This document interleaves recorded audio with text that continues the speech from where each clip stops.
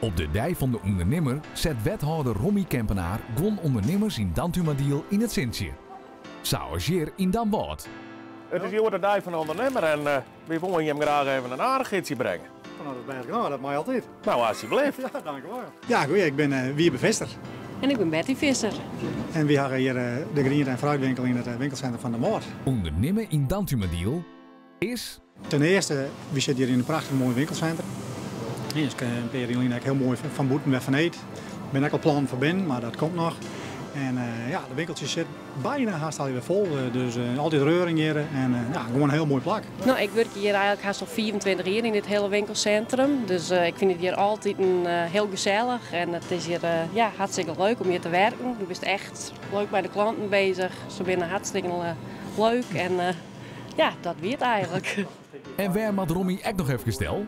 Nou, voor mij mag je wel naar Broekste Woord, naar PG Wolters. Ja, zeker. Ja, dat is wel een goed plak.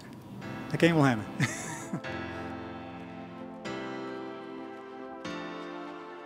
Ik ben correct in het winkelcentrum best in Danboord. Ja. En tegen de dag van de ondernemer. En de groenteboer die zei, ik vind het wel mooi dat je een Wolters ook even in het centje zet op deze dag. Dus bij deze, die is van je. Nou, dank u wel. Alsjeblieft. Peter Wolters. Anneke Wolters, Broekste Waard. We hebben een forage en een kunstmesthandel. En we verkeerd hier spul voor de beesten, huisdieren en ook verhinders en kei, skiep, van alles. Ondernemen in Dantumadiel is... We zitten hier al, ja, vanaf de 5e generatie zitten we hier al in Broeksterwoord, dicht bij ons klant en daar vielen we goed bij. Leuke omgeving, leuke mensen. Prima. En tussen de klanten, nee, tegen bij ons. En waar moet Romy echt nog even stel?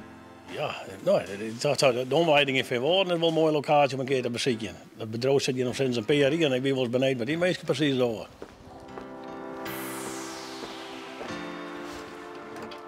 Ik ben even bij hem in het kader van de dag van de ondernemer. Nou, wat leuk! Er is een ondernemer in de gemeente die had hem selecteerd om even een aardigheidje te brengen. Dat is foragebedrijf Wolters uit Broeksterwoord. Nou, wat leuk, wat een eer! En daar ben we nog correct best en die zei, ik wil wel graag hem even wat naar de omleiding brengen. Nou, alsjeblieft. Oh, wat leuk! Ja, mooi net. Ja, goeie, ik ben Jan Brunsma, ik ben van de omleiding. Anne-Marije, ik van de omleiding. Nou, wij hebben hier een recreatieboerderij in het Boetenveld, aan de rand van het natuurgebied. Nou, we hebben hier een stukje watersport, dus kanoverhuur, elektrische bootjes, subverhuur. Waar we nu zitten, kerst een feestje houden of familiedagen organiseren we. En we hebben natuurlijk de camping.